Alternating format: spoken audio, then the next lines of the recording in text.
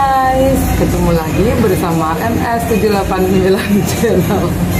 Hari ini seperti janji saya akan ketemukan dengan Pak Suhu. Pak Suhunya Pi Network Indonesia. Oke, nanti kita bincang-bincang ya. Ntar saya baca-baca dulu pertanyaannya. Jadi gini Pak Suhu, waktu itu kita itu prospek-prospekan itu tahun berapa itu ya? Udah lupa. Oh iya, itu tepatnya tahun 2021 ya. Oke. Tahun lalu. Bukan 2020 akhir ya? Bukan, 2021. Oh, waktu itu kita ada rapat DPP ya di kantor ya. Benar.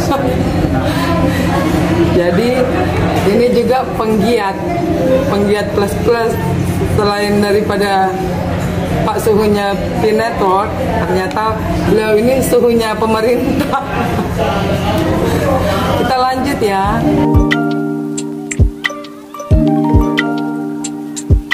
Nah, supaya konten saya ini atau video kali ini tidak manuver, maka saya sudah menyiapkan 15 pertanyaan buat Pak Suhu. Oke? Tapi siapa tahu belum ada juga yang kenal. Ayo Pak, perkenalkan dulu. Baik, sahabat Nusantara di seluruh Indonesia, teman-teman, konten apa tadi? MS789 Channel. MS789 Channel. Saya juga baru dengar ini ya. Ya, tentunya kita berdoa konten ini terus menebarkan nilai-nilai positif ya. Amin. Dan tentunya mengedukasi begitu. Saya mau berkenalan tentunya dengan teman-teman sekalian. Nama saya Abner Sarlistindi. Saya lahir di Pulau Karatung tahun 1979, tepatnya tanggal 10 April begitu. Dan hari ini saya ada di Kementerian Dalam Negeri. Namun dalam aktivitas di luar kantor, saya tentunya bersama kurang lebih 7.000 orang yang ada di grup saya. Waduh, sedang melakukan pengembangan cryptocurrency. Dan kita tahu bersama bahwa Pi Network hari ini telah menjadi kripto yang sangat diminati dan memiliki teknologi yang sangat canggih tentunya. Ini mungkin pengantar dulu, silakan. Ada apa lagi yang mau ditanyakan? Oke, guys. Pertanyaan pertama, kapan Pak Abner ini mulai daftar dan dapat informasi dari siapa, dari mana, kapan gitu? Wah, ini pertanyaan luar biasa ini ya. Saya sejatinya memang mendaftar ini di bulan Februari, tepatnya tanggal 4 Februari 2021. Jadi saya mengambil keputusan untuk segera bergabung di Pi Network. Namun sejatinya pada bulan Oktober 2020 saya sudah mendapatkan informasi terkait Pi Network begitu ya. Ada seorang sahabat saya namanya Pak Jonathan, yang beliau hari ini memang upline saya begitu ya di Network. Itu dengan setia memberikan informasi ini. Saya memang waktu itu belum mengambil keputusan untuk masuk. Saya baca aja dulu, saya dalami, karena memang bagi saya apapun yang saya lakukan itu harus informasi yang terverifikasi begitu ya. Saya mempelajari banyak hal terkait Pi Network sebelum saya mengambil keputusan. Dan singkat ceritanya, pada bulan Februari saya segera masuk, malam seperti ini juga ya.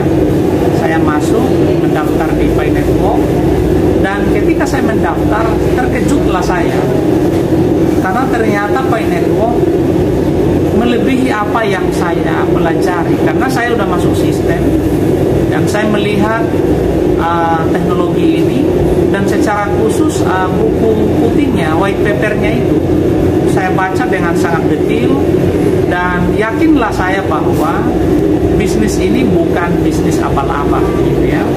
Bisnis ini bukan bisnis kacang-kacang. Udah, jangan kepanjangan, kan ada poin berikutnya toh. Terus sudah berapa referral?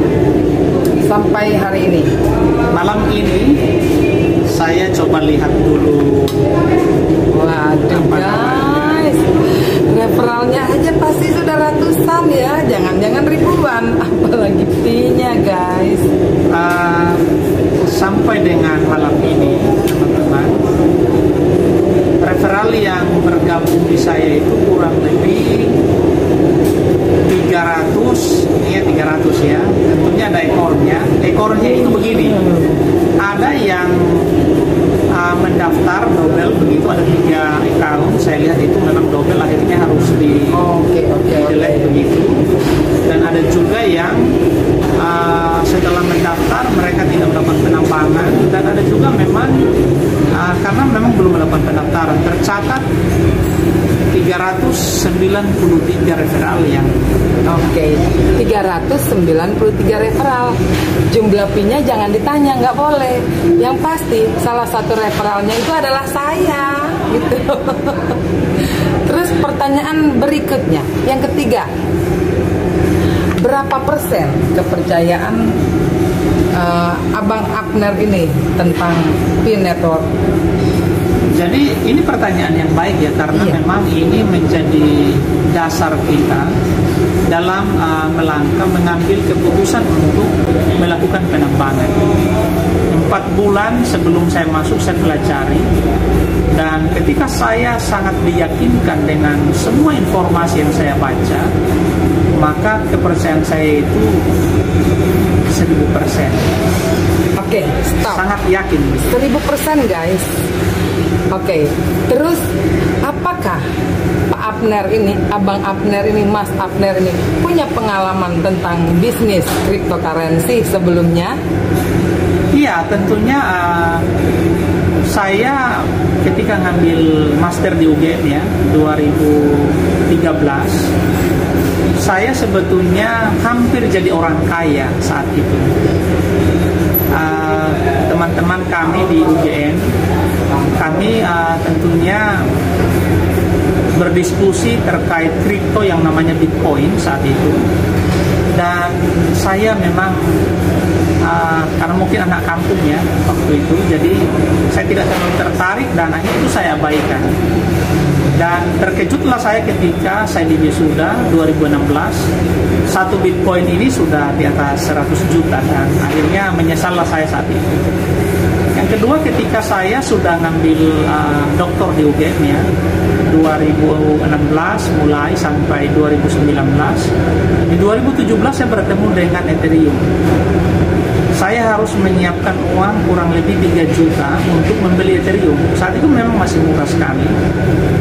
Tetapi lagi-lagi saya melewatkan peluang itu, dan apa yang terjadi ketika saya di wisuda 2019, saya menyaksikan Ethereum sudah di kisaran 30 jutaan begitu ya, dan memang akhirnya itu penyesalan. Karena dulu dengan harga yang sangat murah saya melewatkan. Dan yang ketiga, ketika saya bertemu dengan Pi Network, saya ketika udah diyakinkan dengan itu, saya tidak mau lagi menyesali yang ketiga kalinya, karena saya sudah 2 kali menyesal. Dan yang saya lakukan akhirnya ialah saya segera masuk, dan hari ini teman-teman saya sudah mengkonsolidasi 300 kurang lebih, dan ada di grup Nusantara kita ada 7.000 orang di Telegram, dan di WA grup itu kurang lebih 257 ya, udah maksimal sekali itu. Namun kita juga ada komunitas di Pi Network Indonesia yang memang perkiraan teman-teman pioners di seluruh Nusantara ini itu kurang lebih 100.000 sampai 200.000 penambang. Yang memang ini 200.000 itu estimasi ya, jumlah perkiraan, tapi 100.000 ya, karena kekuatan pioners Indonesia sangat luar biasa. Oke, next pertanyaan. Kan biasanya kita kenal Bitcoin itu ya sebagai pelopor koin, karena dialah yang booming pertama. Nah, tentang Bitcoin, apa pendapat Pak Abner tentang Bitcoin itu sendiri? Jadi mungkin ya, penjelasannya berbeda ya, maksudnya dari konteks berbeda, kan bukan dilihat lagi, oh dia sebagai koin pertama. Enggak, ini mungkin nanti ada perbedaankah dengan Bitcoin nanti? Ya, ini pertanyaan sangat baik karena memang ini mengeksplor kripto ya. Jadi begini, yang membedakan dengan Pi Network dan Ethereum itu dan Bitcoin itu ada. Bitcoin itu teknologi Web 1.0, artinya Web 1.0. Artinya ialah kehadiran Bitcoin menjadi fondasi bagi kripto yang ada di bumi ini. Kenapa menjadi fondasi? Karena Bitcoin, teknologi Bitcoin dengan hadirnya blockchain ini itu memotong pihak ketiga, sehingga terjadilah peer-to-peer. Ketika umpamanya saya dengan si A, katakan begitu ya, dan akhirnya ketika melakukan transaksi ini tidak melalui lagi perantara yang hari ini dimainkan oleh bank, langsung peer-to-peer namanya. Itu teknologi Bitcoin yang memang dia mengawali era itu. Era yang kedua yang lebih canggih dari Bitcoin atau kita kenal dengan Web 2.0 atau Web 2.0 itu Ethereum. Dan Ethereum dia mengupgrade lagi, dia kapasitasnya kalau kita kenal hari ini teknologi itu ya ada di, kalau saya sebut merek tentunya karena ini memang sangat relevan, katakanlah jual beli market online yang hari ini ya, itu mengawali, artinya ada di teknologi itu. Sedangkan Pi Network dia teknologi yang paling canggih hari ini di bumi itu Web 3.0, artinya seperti ini. Pengibaratan saja, ini sebuah tanah kosong yang sangat luas begitu, dan siapa saja boleh membangun apa saja di sana, membangun lapangan terbang, membangun hotel, membangun bisnis, sentra bisnis yang lain, membangun apa saja silakan. Nah, Pi Network itu ada di teknologi yang sangat canggih ini. Jadi teman-teman, zaman ini sudah berbeda. Ini bukan lagi zaman Bitcoin, ini bukan lagi zaman teknologi Ethereum, tetapi ini sudah zaman teknologi Web 3.0, teknologi Pi Network menjadi raja kripto dunia begitu ya. Jadi ini ya kalau kita melihat layersnya itu ada seperti itu. Silakan. Ya baik, pertanyaan ke-6 mungkin setelah pesan-pesan berikut ini ya.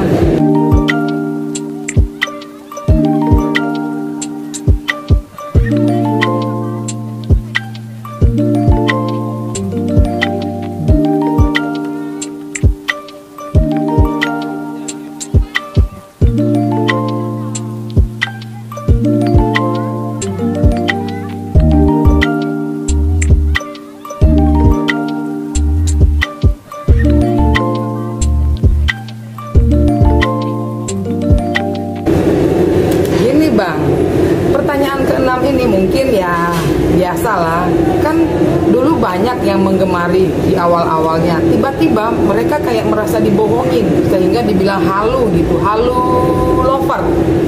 Nah, apakah mereka bisa balik lagi? Misalnya akun mereka sudah nggak ngerjain, nggak lupa atau apalah. Tiba-tiba mereka mau mengaktifkan lagi, bisakah? Oke, ini pertanyaan menarik, tentunya bisa.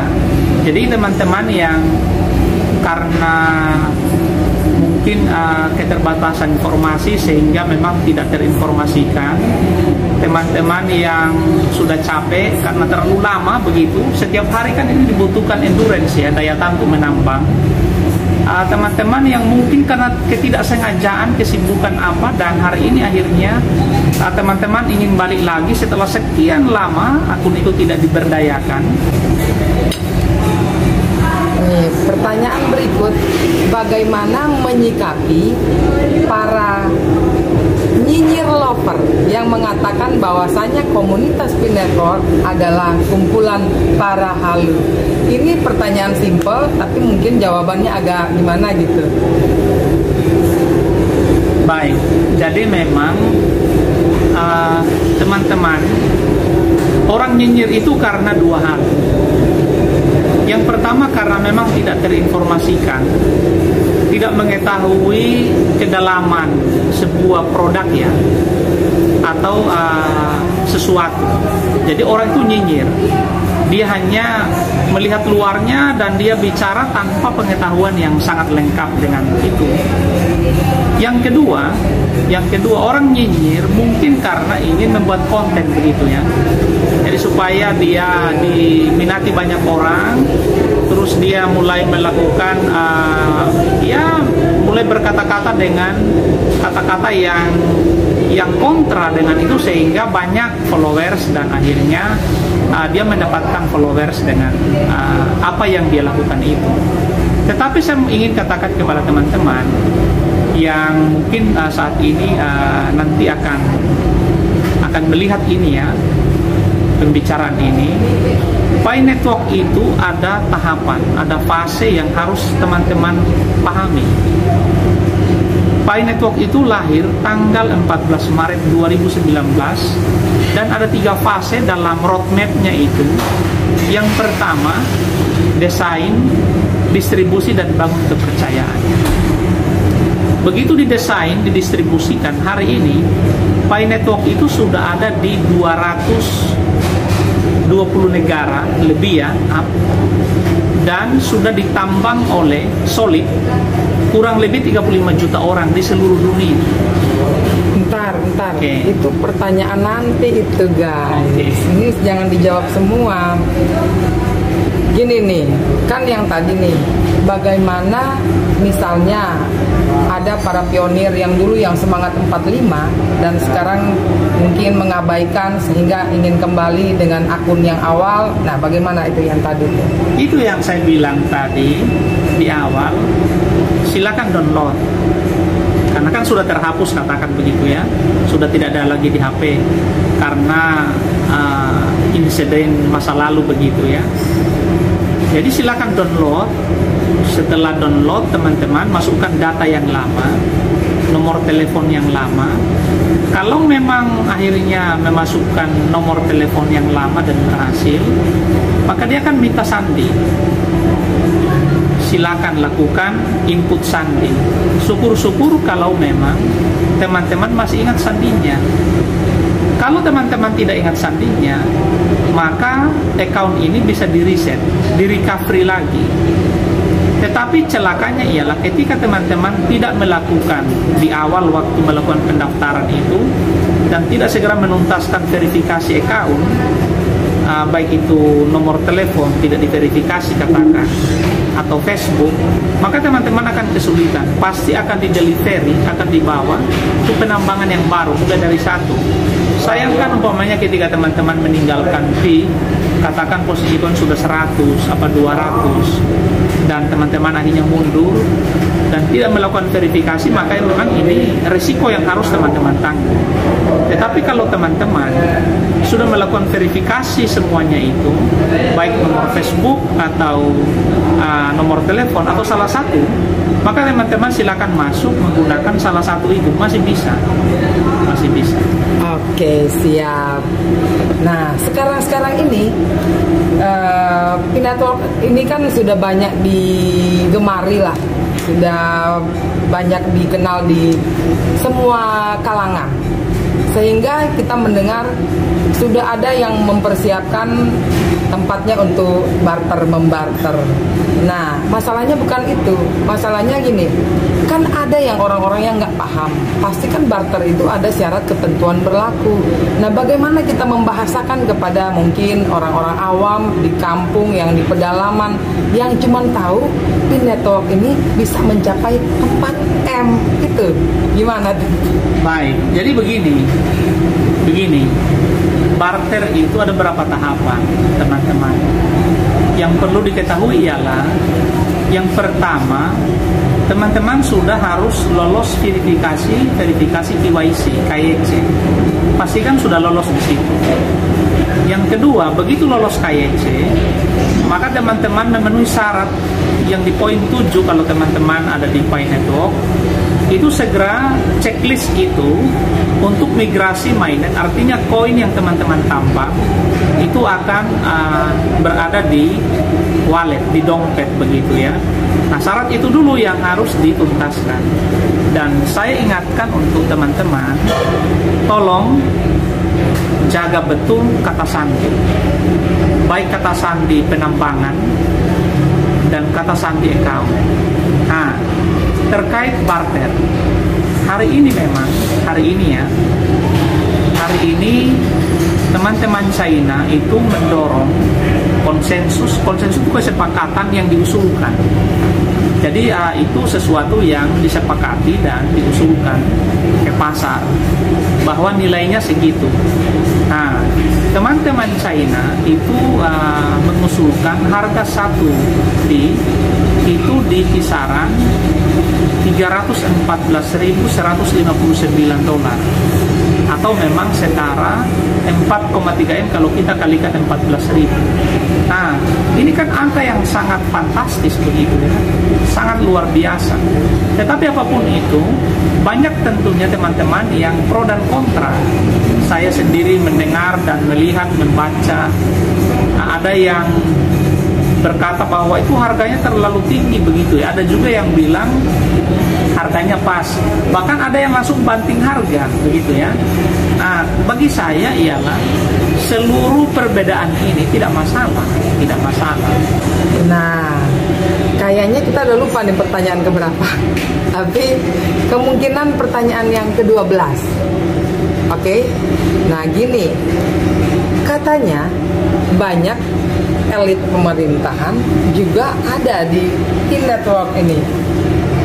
Ya iya kan, ada contohnya. Terus ada juga beberapa elit yang keren-keren aku kenal.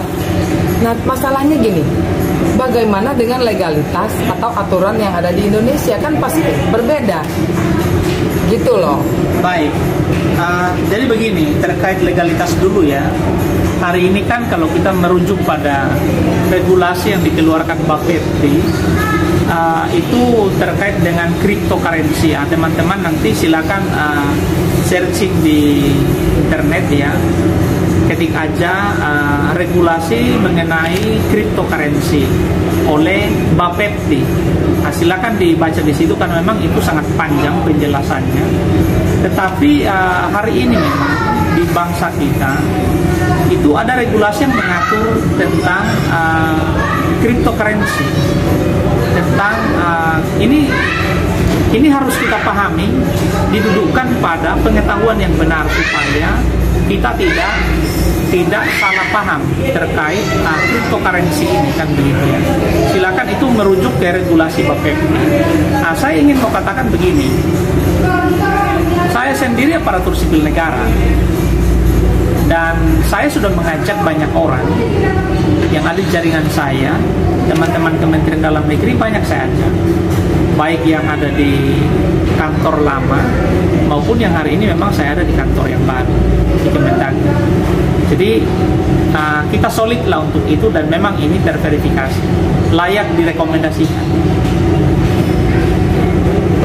Ya baik, kan gini, kalau andai benar Pi itu bisa 4M, artinya kan dia sudah melampaui harga Bitcoin. Nah, menurut Bang Abner ini, apa yang mendasari Pi Network itu atau Bitcoin ini akan melampaui daripada Bitcoin, yang notabene Bitcoin adalah suhunya koin? Silakan. Jadi memang begini, sahabat Nusantara, teman-teman semua yang melihat ini ya, kenapa Pi Network itu sangat mahal dan didorong oleh teman-teman Cina di harga 4,3 M kalau dirupiahkan, $314.159. Nah, kita melihat dulu yang pertama ya, penambang Cina dari 35 juta ini, itu mereka sangat besar. Mereka di kisaran lebih dari 9-10 juta orang, bahkan mungkin bisa lebih, teman-teman Cina. Dan node terbesar, node itu titik-titik jaringan komputer yang hari ini ada di P-Network. Node itu berfungsi ketika kita melakukan pengiriman, dia memverifikasi dengan sangat cepat. Titik-titik itu salah satunya. Itu kalau informasi yang di awal tahun ya, awal tahun ini tentunya 2022, kalau Ethereum itu kurang lebih 2000 node, terus Bitcoin itu kurang lebih 12.000 node, sedangkan Pi Network itu kurang lebih 300 sekian ribu node, dan kurang lebih 60.000 up itu node aktif yang memang siang malam menyala, tidak pernah mati. Saya sendiri nginstal node begitu, tetapi karena laptop saya harus sering shutdown karena mau ke kantor atau apa, sehingga saya mati pasang begitu ya, hidup menyala, hidup mati. Nah, kekuatan konsensus hari ini kenapa dia sangat tinggi? Karena yang saya bilang tadi, teman-teman Cina maunya memang P-Network ini bukan dibarter dengan harga murah, mahal, karena mereka sudah melihat, mereka penambang terbesar di bumi ini, P-Network ya, mereka solid, nodenya paling besar di bumi ini, dan vendor produsen ya, atau produsen barang maksudnya, mereka sangat siap, dan baik vendor maupun konsumen, mereka bersepakat bersama. Ada beberapa tempat begitu yang memang solid di harga 314.000 sekian itu, 4,3 M. Ini ya pertanyaan berikut, nggak tahu udah pertanyaan keberapa, mungkin ke-13 apa ke-14 gitu ya. Pertanyaan berikut kan gini, yang saya tahu kalau namanya koin, pokoknya berurusan dengan cryptocurrency itu kan pasti memiliki exchanger atau market khusus, ya kan? Nah, apakah P-Network ini akan memiliki seperti yang kita tahu sekarang ini ya, Binance atau Indodax atau toko kripto dan lain-lain? Mungkin ada penjelasan khusus, silahkan. Baik, untuk marketplace memang sudah banyak ya. Hari ini saya lihat di Twitter yang sudah dikomunikasikan oleh teman-teman yang siap melakukan barter, itu ada kurang lebih dari 6 ya marketplace. Ada Bitchain Mall, ada Express.P, ada Bitogo, dan segala rupa, banyak memang. Tetapi teman-teman, dalam fase ini memang ini fase baru, koin bisa dibarter, belum bisa diuangkan. Nah, di fase kedua nanti, ini kan masih enclosed mainnet. Enclosed mainnet itu fase barter. Nah, ketika di enclosed mainnet ini transaksi sudah berjalan dengan sangat luar biasa, maka di fase kedua itu fase open mainnet. Artinya koin ini itu bisa diuangkan, bisa difiatkan jadi duit begitu ya. Dan kalau kita mau lihat tadi yang ditanyakan apakah ada exchanger terkait ini, kalau kita lihat di P-Browser itu ada exchanger yang sudah siap, yang sudah list di situ ya, karena ini kan menggunakan protokol konsensus Stellar. Di sana kita lihat ada Binance, ada Kraken, kalau Indonesia ada Indodax, ada Whitebit, ada Paribu, dan beberapa lagi ya, lebih dari 10 exchanger yang memang yang ada di konsensus Stellar, yang ada di Stellar itu, protokol Stellar itu sudah masuk dan di display juga ketika kita mengetik exchange di P-Browser itu muncul dia. Jadi tidak usah khawatir. P-Network ini satu lagi yang perlu diingat, P-Network ini tidak ditawarkan, tidak diipokan ke pasar, tidak. Karena P-Network ini betul-betul koin yang sangat solid, dan memang ketika dia hadir ke ruang publik ya, ke pasar, ke market, ditransaksikan, sudah pasti sangat akan menggegerkan. Hari ini persiapan barter, belum barter. Per malam ini tanggal berapa ini?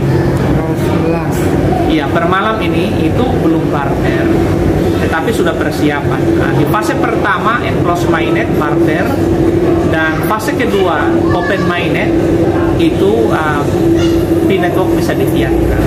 Begitu. Oke, nih masih ada 2 lagi pertanyaan. Wih, banyak sekali. Maaf nih ya. Gini, nih yang saya tahu lagi nih. Memang Indonesia ini kan belum mengakui bahwasanya cryptocurrency ini bisa menjadi alat tukar. Pasti masukin dulu di exchanger, baru jual beli di situ. Hasil daripada jual beli itu misalnya dia profit atau misalnya dia mendapat uang dari jualnya itu, dia baru bisa belikan dengan produk yang dia mau. Nah terus gini, negara-negara mana sajakah yang sudah membuka hati untuk menerima P-network ini yang nanti akan dijadikan sebagai alat tukar karena digadangkan menjadi mata uang digital. Nah kalau Indonesia ya mungkin masuk di salah satu yang belum. Nah yang menjadi pertanyaan saya, negara-negara mana yang sudah mulai open dan mana yang kurang lebih memang enggak. Itu aja. Jadi memang kalau yang open ya, hari ini kan China sangat solid. China sangat luar biasa. Vietnam, Amerika. Dan Amerika juga ya? Iya sudah pasti Amerika karena Pi-network kan ada di sana. Dan memang negara-negara Eropa, negara-negara Amerika itu sangat welcome dengan kripto. Kita di di Asia ini dan khusus Indonesia kan memang kita masih menyesuaikan ya, masih menyesuaikan di negara-negara sudah advance dengan teknologi. Mereka tentu lebih cepat dalam menyerap teknologi baru dan tentu mereka itu sangat open mind begitu ya, terbuka dengan perubahan-perubahan. Memang harapannya Indonesia segera men-up kebijakan-kebijakan yang berpihak sehingga betul-betul kripto ini mendapatkan ruang yang terbuka, dan tentunya ini sangat baik untuk peningkatan ekonomi bangsa.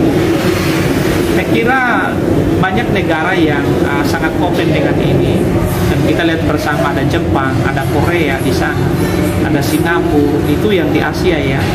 Di Eropa ya ada Jerman, ada Prancis, ada Belanda juga penambang. Ini banyak sekali penambang.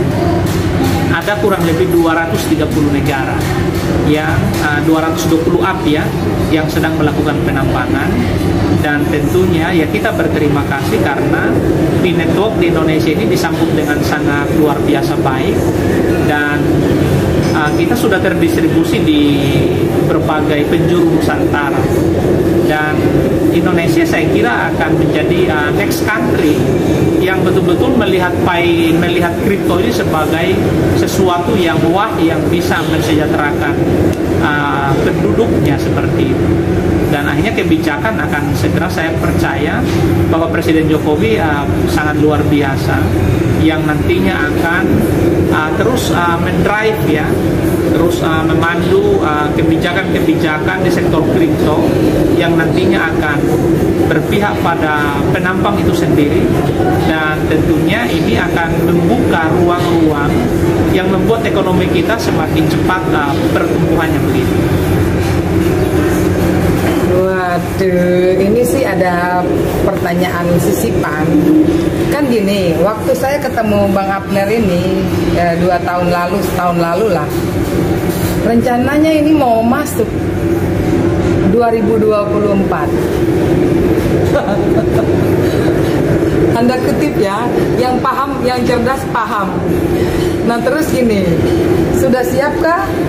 Ya pastilah di 2024 kan berkemungkinan besar Pi ini sudah over.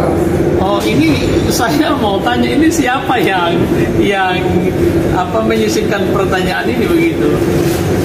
Adalah pokoknya sesama anggota partai jangan saling mendahului. Oke, jadi begini, saya kan hari ini ASN murni ya, PNS, yang memang regulasi PNS itu kan tidak dibolehkan masuk dalam kancah berpolitikan begitu ya. Kalau mengenakan jas salah satu organisasi politik, maka konsekuensinya hanya satu, silakan mundur dari ASN. Pertanyaan tadi memang menggelitik karena ini sangat ya bagi saya open saja. Artinya memang di usia 43 tahun ini selaku putra daerah, putra republik ini yang lahir di Talaut, saya memang terpanggil untuk membangun daerah. Dari segi kepemimpinan tentunya ya puji Tuhan ya, syukur alhamdulillah saya dalam kapasitas perlengkapan yang saya kira bagi saya ini menjadi modal untuk memimpin sebuah daerah begitu ya, karena berbagai pengalaman yang saya lalui tentunya itu membentuk saya bagaimana seorang leader itu bersikap, seorang leader itu mengambil kebijakan. Tentunya yang paling penting itu kesiapan seorang leader, baik hatinya, baik mainnya, mindsetnya itu harus betul-betul berubah. Apakah saya siap, katakan maju untuk memimpin sebuah daerah, katakanlah daerah Kabupaten Kepulauan Talaut? Kalau memang sorga menghendaki dan tentunya masyarakat menghendaki, ya kita akan lihat di 2024 seperti apa kan begitu. Karena kalau PAI ini benar-benar terrealisasi dengan baik dan benar, 2024 pasti sudah ada kapasitas, sudah ada integritas harus, dan poin yang penting itu pasti sudah ada isi tas. Ya kan? Ya oke. Ini ada lagi. Terus upline Bang Abner ini gimana kabar nih si Pak Jonathan? Apakah seantusias seperti Bang Abner merealisasikan PI ini ke banyak orang? Jelas. Kami ada tim. Jadi saya bersama Pak Jonathan, kami itu ada tim. Namanya kami itu tim 5. Jadi kami tim 5 solid begitu ya, ada Pak Ahmad Mustafa begitu dari Gaido ya, ada Pak Jonathan, ada Pak Catmo, ada Pak Abed. Kami ini tim yang sangat solid dan ada beberapa tim, berapa nama yang masuk, ada Mas Aris, ada Pak Begi begitu. Kami teman-teman yang terus berdiskusi berbagai hal begitu ya, dan tentunya kita sangat solid. Saya ingin menyampaikan satu hal untuk teman-teman penambang di seluruh Nusantara. Kalau memang pesan ini akhirnya sampai kepada teman-teman sekalian, sebetulnya begini, PI Network ini itu anugerah dari sorga yang Tuhan kirim ke bumi. PI Network ini sebagai jalan pemulihan ekonomi keluarga. Saya ingin sekali teman-teman yang melakukan penambangan ini, poinnya itu diwariskan turun-temurun, tidak dihabiskan sesaat. Karena godaan barter untuk membuktikan ke tetangga yang tadinya kita mengajak mereka dan bilang, oh apa sih itu, halu kan begitu ya. Dan kita sangat ingin membuktikan ke tetangga kita, ke orang-orang yang terdekat dengan kita, ini loh yang saya lakukan saat ini, yang kemarin itu, ini loh hasilnya benar. Untuk apa seperti itu? Ini penting, teman-teman bisa pahami, penting sekali. Jangan karena hanya ingin membuktikan koin ini benar, lalu teman-teman dengan sangat boros menghabiskan koin. Jangan. Sudah bukan waktunya lagi seperti itu. Tetapi jagalah koin dengan sangat ketat ya, dan manfaatkan koin ini untuk membangun ekonomi keluarga. Ada begitu banyak hal-hal yang kita lakukan, membangun rumah ibadah, katakan begitu, membangun masjid, gereja, pura, wihara, apapun itu bisa dilakukan, membantu orang, menolong orang. membangun ekonomi keluarga, pribadi dan keluarga, itu lakukan. Dan itu pesan saya, dan ini penting sekali karena saya sudah mendengar dari mana-mana begitu barter dibuka saya langsung membeli ini jangan lagi, karena ini satu tindakan yang akan merugikan teman-teman sendiri. Saya kira ini pesan yang penting saya ingin sampaikan. Tahan, hold point, tunggu sistem P betul-betul paripurna, dan ketika teman-teman sudah melihat bahwa stabilitas harga sudah tercapai, maka silakan teman-teman melakukan perencanaan-perencanaan matang dalam mengelola kripto yang ada di tangan teman-teman Pi Network ini.